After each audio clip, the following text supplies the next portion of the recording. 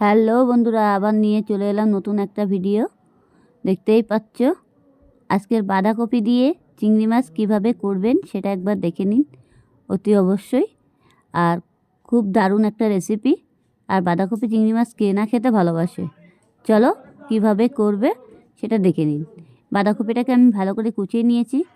কুচিয়ে নিয়ে ভালো করে আমি ধুয়ে নিয়েছি। অতি অবশ্যই বাঁধাকপিটা ভালো করে কুচিয়ে নিতে হবে। এই যে বাঁধাকপি দেখতেই পাচ্ছ, প্লেটে রেখেছি আমি। রেখে ভালো করে কুচিয়ে টুচিয়ে ধুয়ে নিয়েছি।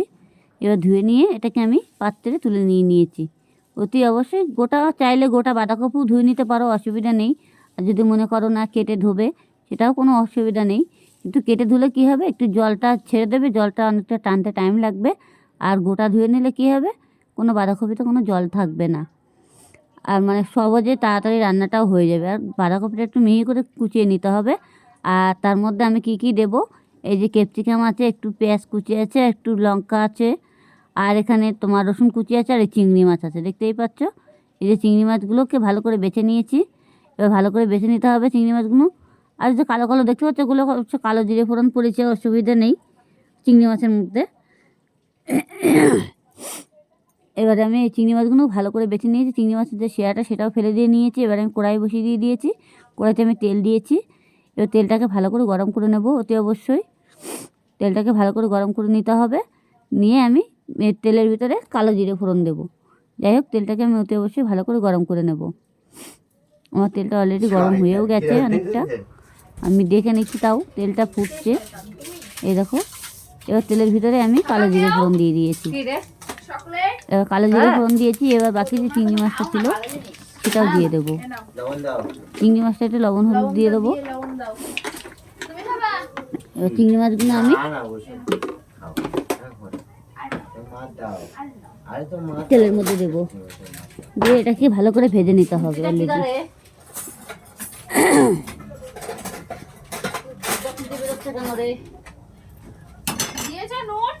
না, এই যে চিংড়ি মাছগুলো দিয়ে দিচ্ছি। চিংড়ি মাছগুলো দিয়ে এটাকে ভালো করে ভেজে নিতে হবে।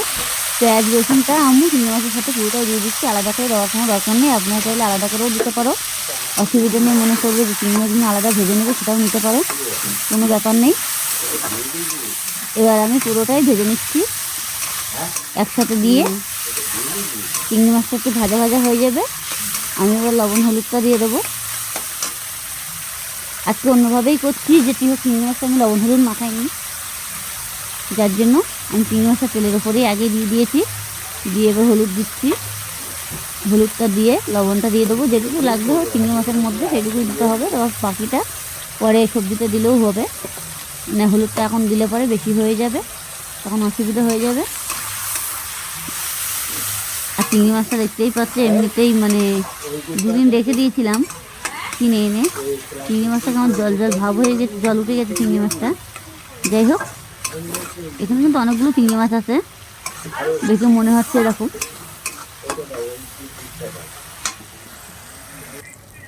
আমি হলুদ লঙ্কা দিয়ে দিয়েছি এর মধ্যে। এই যে ক্যাপসিকামগুলো ছিল সেটাও দিয়ে দিলাম। এটাকে এবার ভালো করে অলরেডি ভেজে নিতে হবে। এটার মধ্যে লঙ্কা আছে আর ক্যাপসিকাম আছে, সেটা আমি দিয়ে দিয়েছি। এবার হালকা একটু জিরের গুঁড়ো দিতে হবে। একটু তেজপাতা কেটে দেবো আমি এখন। এই যে তেজপাতা দিয়ে দিচ্ছি, দেখতেই পাচ্ছ। তেজপাতা দিলে তরকারির টেস্টই আলাদা হবে, আর খেতেও কিন্তু খুব ভালো লাগবে। সব তরকারিতে দেখবে, এটা নিরামিষ তরকারিতে তেজপাতা দিলে তরকারির ঘ্রাণটা বেশি ভালো লাগে, আর খেতেও কিন্তু খুবই মানে অসাধারণ বলে মনে হয়, ভালো লাগে।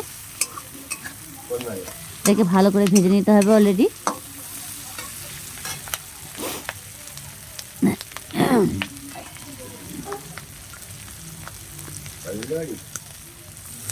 এই যে আলু কুচি রেখেছিলাম, সেই আলুগুলো এবার দিয়ে দিচ্ছি। এই যে আলুগুলো দিয়ে দিচ্ছি।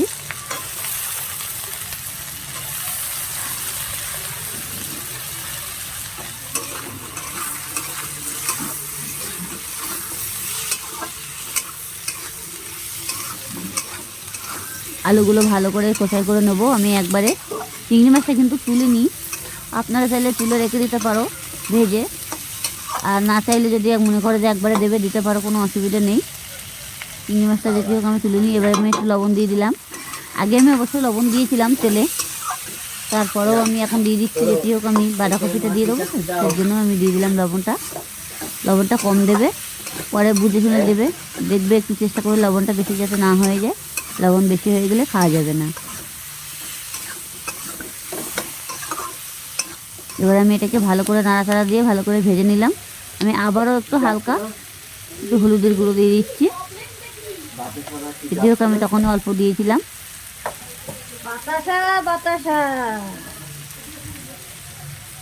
একটু জিরের গুঁড়ো দিলাম, দেখতেই পাচ্ছ। এবার এটাকে ভালো করে নাড়াচাড়া দিতে হবে। এটাকে ভালো করে নাড়াচাড়া দিলাম।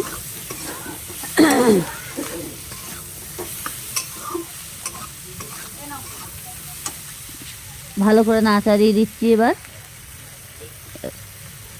হালকা একটু বাতাসা দিয়ে দিচ্ছি। যেটি হোক আমার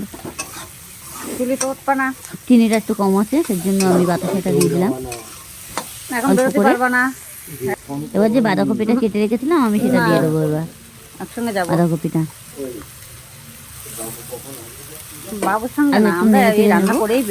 নাহলে এতগুলো বাঁধাকপি একবারে নাড়া যাবে না। অনেকে দেখে বাঁধাকপি সিদ্ধ করে নেয়, আমি বাঁধাকপি সিদ্ধ করিনি। আর সিদ্ধ করার কোনো দরকার নেই। বাঁধাকপি এমনি কষাই করলে এমনিই অল্প একটু হয়ে যাবে। যাই হোক, এবার বাকি বাঁধাকপিগুলো আমি দিয়ে দেবো। একটা বাঁধাকপি নিয়েছিলাম আমি, এই যে। আর বাঁধাকপিগুলো এইভাবে ধীরে ধীরে করে কেটে নিতে হবে। আর অতি অবশ্যই যাতে সুন্দর করে সবজি কাটবে, রান্নাটাও খুব ভালো হবে।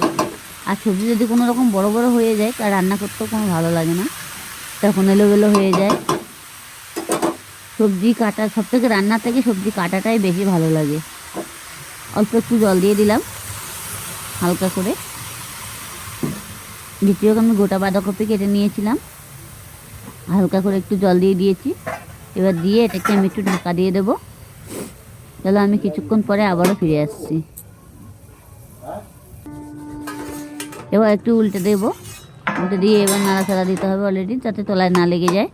এবার একটু খেয়াল রাখতে হবে। তরকারির গন্ধটা কিন্তু সেই দারুণ বেরিয়েছে।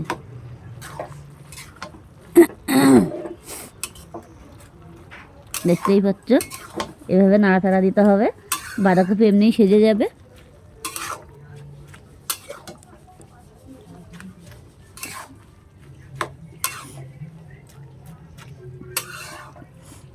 এভাবে নাড়াচাড়া দিয়ে আবার কিছুক্ষণের জন্য আবার একটু ঢেকে ঢেকে দিতে হবে। তাহলে একবারে পুরো বাঁধাকপি সেজে যাবে। দেখো এমনিই বাঁধাকপি অল্প হয়ে গেছে, তারপরে রান্না পুরোপুরি কমপ্লিট হয়ে গেলে তারপর কতটুকু হয়ে যাবে সেটাও দেখবে। আমি আবারও ঢেকে দিলাম।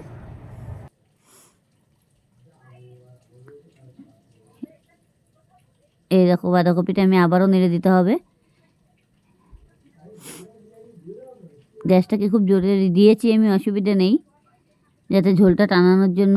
আর যাতে বাঁধাকপিটা এমনিও দেখতে পাচ্ছ, বাঁধাকপি অনেকে দেখেছি প্রেসার কুকারের মধ্যে দিয়ে বাঁধাকপি ছিটি মেরে নেয় তাড়াতাড়ি হওয়ার জন্য, কিন্তু সে বাঁধাকপির কোনো টেস্ট থাকে না। এমনি দেখবে কড়াইতে রান্না করে সেটা কিন্তু টেস্টই আলাদা হয়, খেতেও কিন্তু খুবই ভালো লাগে। অতি অবশ্যই একবার চেষ্টা করে দেখুন, ঘরে বসে এই রেসিপি। এবার দেখো আমি একটু হালকা একটু গরম মশলা দিয়ে দেবো, অল্প করে দিতে হবে। এই যে দিয়ে দিয়েছি।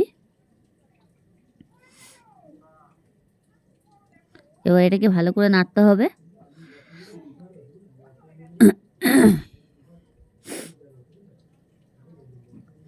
চিংড়ি মাছ দিয়ে বাঁধাকপি কিন্তু সেই স্বাদ, আর এই শীতের সময় তো মানে অসাধারণ লাগে খেতে বাঁধাকপি আর চিংড়ি মাছ। শীতের সময় মজাই খাওয়াই আলাদা, বেশি স্বাদ হয় শীতের সবজি বেশি। গরমের সবজি অত স্বাদ হয় না দেখবে। আর শীতের সময় সবজি রান্না করতে গেলে একটু টাইম লাগে। দেখো একদম আমার সবজিটা অনেকটা হয়েও গেছে, কালারটাও চলে এসেছে। আর কতটা বাঁধাকপি কড়ার মধ্যে ধরছিল না, কতটুকু হয়ে গেছে। এভাবে এখন একটু ভালোভাবে নাড়াচাড়া দিতে হবে।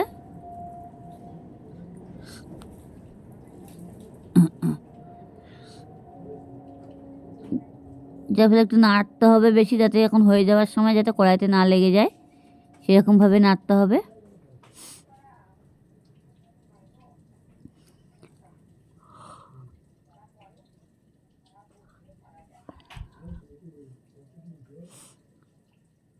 আমার বাঁধাকপিটা কিন্তু কমপ্লিট হয়ে গেছে পুরোপুরি, দেখতেই পাচ্ছ। এবার আমি একটা পাত্রের মধ্যে ঢেলে নেব, পুরোপুরি হয়ে গেছে। এবার গ্যাসটাকে অফ করে দিয়েছি। এই দেখো আমি পাত্রের মধ্যে ঢেলে নিয়েছি। ভালো লাগলে লাইক কমেন্ট করবেন আর সব বন্ধুদের কাছে ভিডিওটা পুরোপুরি শেয়ার করে দেবেন। কেমন?